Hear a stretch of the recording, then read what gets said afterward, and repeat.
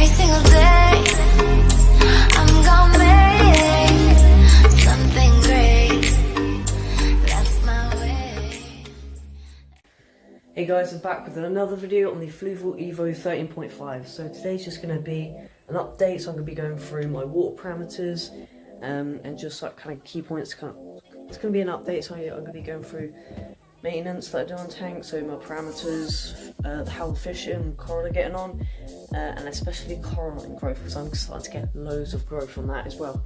So here's the tank now. Here we go. Looking all really nice, clean water. Mainly because I don't know if I'm running carbon. I'm not 100% sure. I'm pretty sure I am in the second chamber, but it's kind of right at the bottom. It's chemical filtration. It is so first chamber is filter floss, biological, and I've got one bag of biological, and then underneath that is a carbon bag. So I don't really need it, but well, I might do, but it is keeping water nice and clear as saying is. So yeah, let's start off with, what should we start with? Parameters. Currently my nitrates are about 2 to 2.5. They are quite, yeah, you might be surprised. They are quite low. I'm doing quite big water changes per week. It's about 45-46% per week, which is quite big, but I kind of do have to be doing quite big water changes considering I don't have a big skimmer. Well, I don't have any skimmer.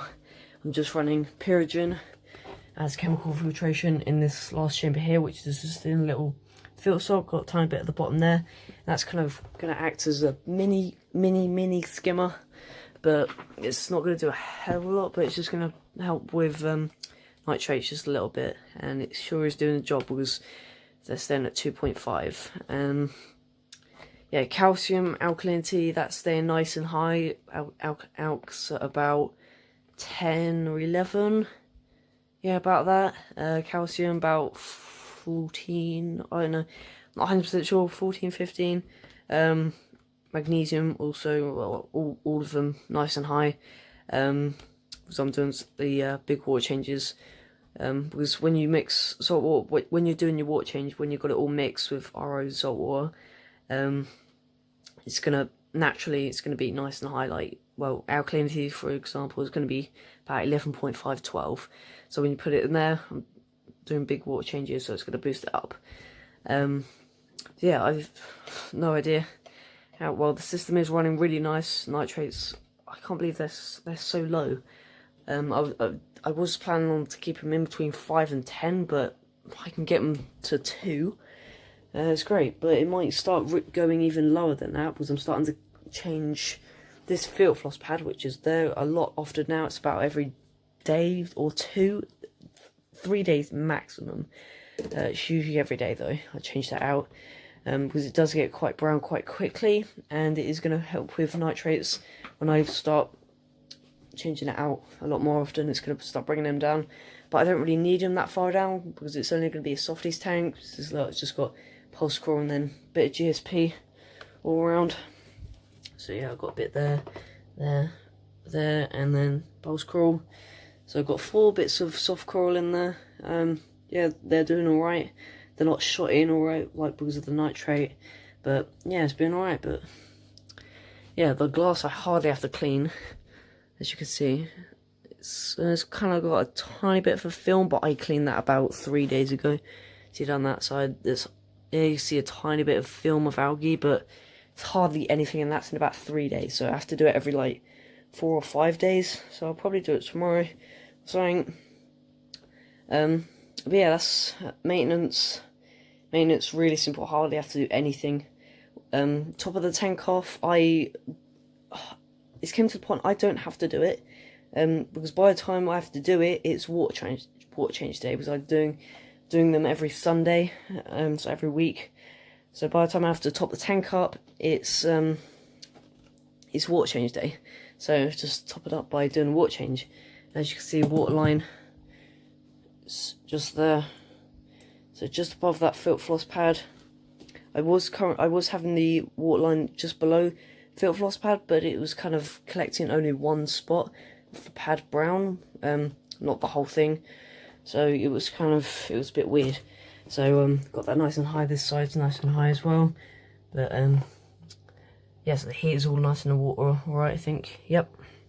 And this, I've got quite a bit of waves, as you can see from the wave machine. I did a video on that last. There'll be a link in the description to my last video I did on this wave machine. So I've got nice waves here. Because of that flow, there's actually quite a bit of flow in the rear chamber. You can kind of see if you watch it. There's quite a bit of flow in the rear chamber as well, which I don't really need. But yeah. Yeah, that's maintenance. Super easy, hardly have to do any of it. But yeah, let's move on to coralline growth. That's the main thing I want to get onto. If you guys check on my, well, maybe about a month ago, if you just skip back like 4 or 5 videos and watch this rock, this had nothing on it, no pink circles at all. It's just a little bit green from algae, and then a little bit of pink just because of the that's just how it came. It's natural reef rock.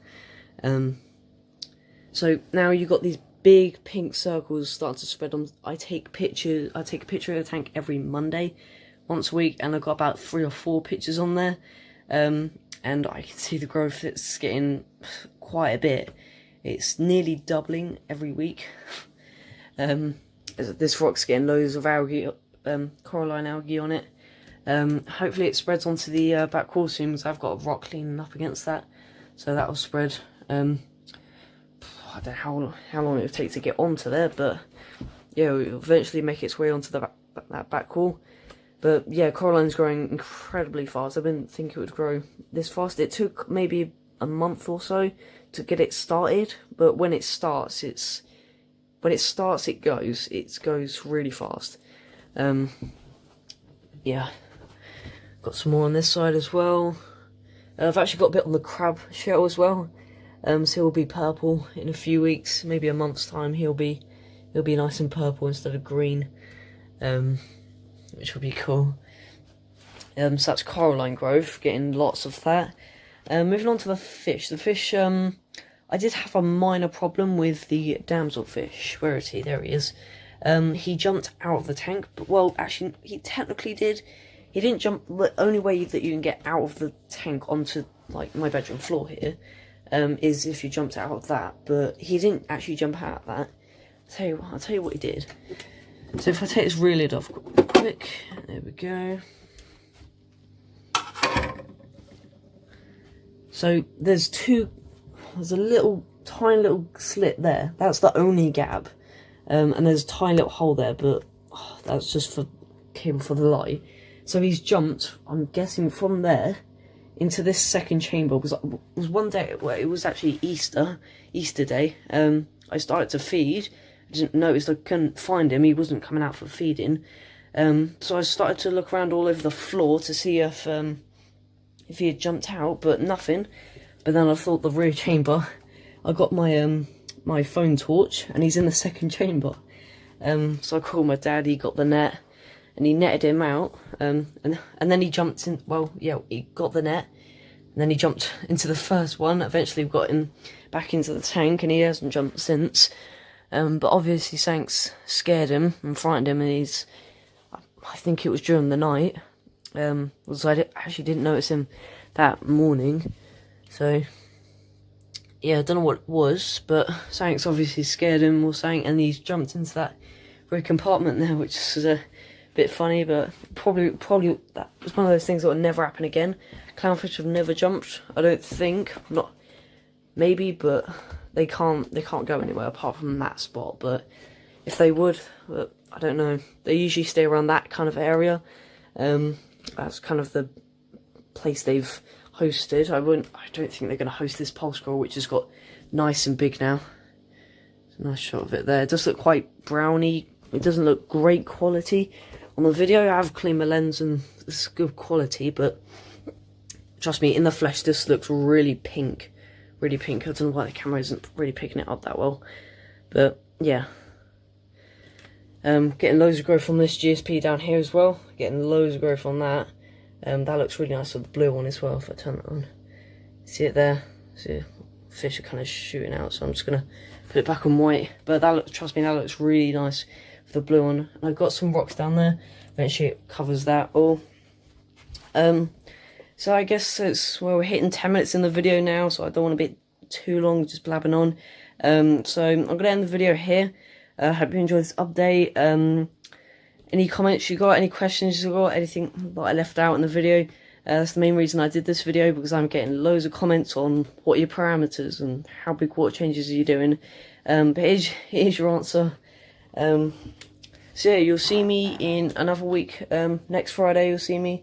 Maybe not with corals. I'm looking to order some zoanthids, put them in the tank soon, but that might be a couple weeks yet. I'm not really 100% sure, but I'll let you know in the next video. And until then, bye guys.